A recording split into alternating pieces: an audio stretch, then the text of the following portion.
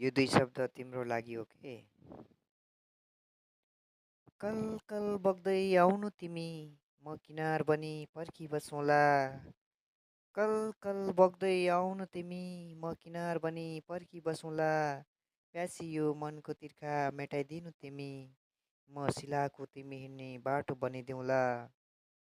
यो मनको सुन्दर बगैँचामा फुलिदिनु तिमी, म तिमी बस्ने वरिपरि बाँच्न छरिदिउँला।